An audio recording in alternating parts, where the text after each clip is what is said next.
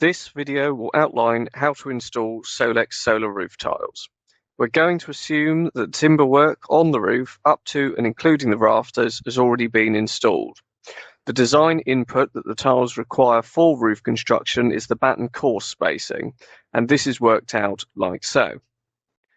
To work out the batten core spacing, take the rafter length in millimeters as well as the desired course quantity and put it into this equation. For the roof in this video, the rafter length was 2050, and with a course quantity of 8, that gave us our spacing of 250.4. For acceptable pitches, 10 to 70 degrees is the range of acceptable pitches of the roof to comply with EN 13501. For pitches between 10 degrees and 22 degrees, we recommend a secondary waterproof membrane. Two other points to note are that the battens must be 25 by 50 millimeters, and the eaves course must always have a batten spacing of 247 millimeters. A few health and safety points. Although the tiles are toughened glass, if a corner or edge collides with a hard surface, such as scaffolding or masonry, it could shatter, as seen here. So if you do need to lie them out of the way, make sure it's not on something hard. Batten offcuts would be fine. Also, the largest tiles are 1200 by 600 millimeters, so have the potential to catch in the wind. For mounting the tiles, you will need one standard support bar, one nylon spacer and one stainless steel clip. The nylon spacer uses two dowels to fit into the support bar as shown here. There are a few different holes that the spacer could go into, and this is dictated by the batten core spacing, and the different positions are outlined in the installation manual. Starting at the verge, measure at 180, 625, 1070 and 1200 and mark these points on the battens, which we have done here with a chalk line. These points go against the side of the nylon spacers when these are placed onto the battens. Then the mounting equipment is screwed into the battens using 4x45 Posi 2 screws, which will come with the order. Yeah.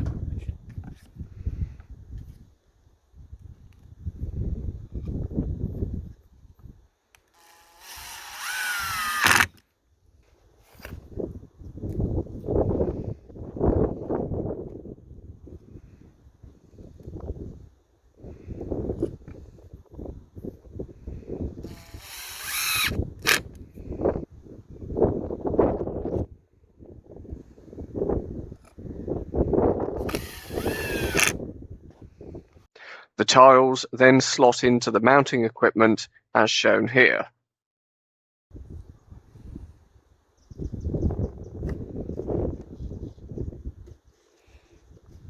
We advise that when installing tiles, the cables run vertically up the roof as they're being installed.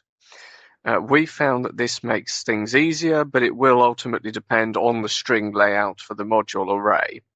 As for the counterbattens that are shown in our installation, we find that having the space underneath the horizontal battens allows for easier cable management. And if the counterbattens weren't here to raise up the horizontal battens, the cables would have to be pushed into the membrane.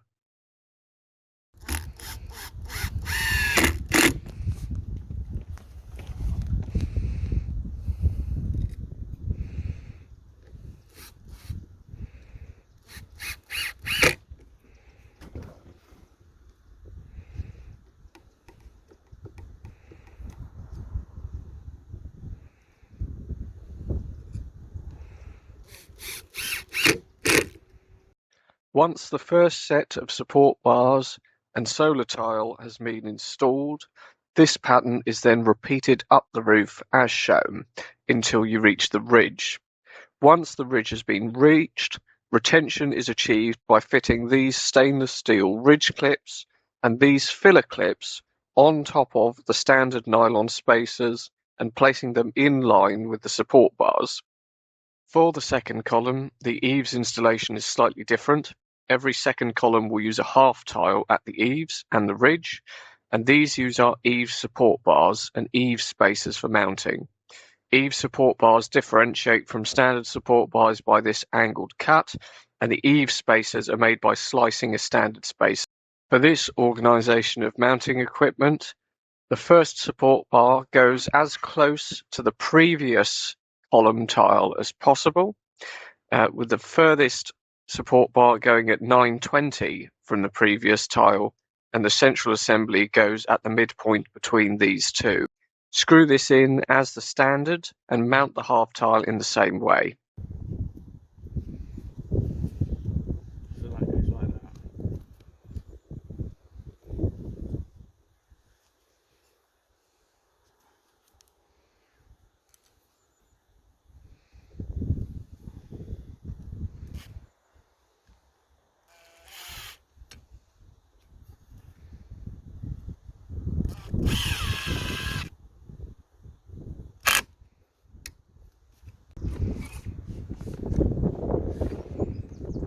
The half tile is then slotted underneath the previous whole tile in the previous column and fits into a channel of the nearest standard support bar of the previous column, like this. Thread the cable as previously up the roof. For the remainder of the second column, repeat the installation with standard size tiles and standard mounting equipment. Every other column also ends at the ridge with a half tile. You can still use standard spacers and support bars at the ridge tile. It is only half tiles at the eaves that need the eave support bars. Ridge retention is slightly different for half tiles. For this, take two standard nylon spacers, slice these again, and take the larger doweled section, stacking two of these on top of each other along with the stainless steel clip. These then screw into the batten at the ridge.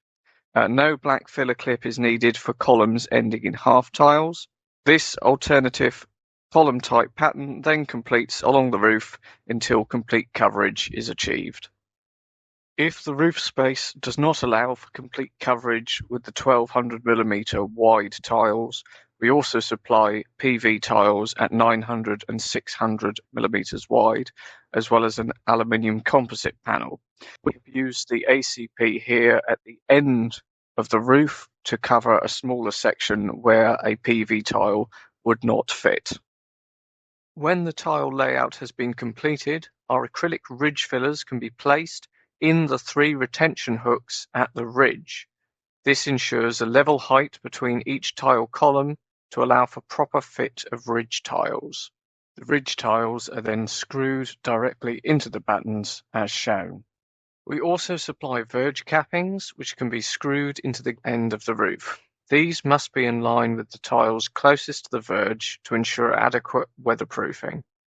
When these are installed, the diagonal foam on the tile closest to the verge can be removed and replaced with foam along the top of the tile compressed by the following tile.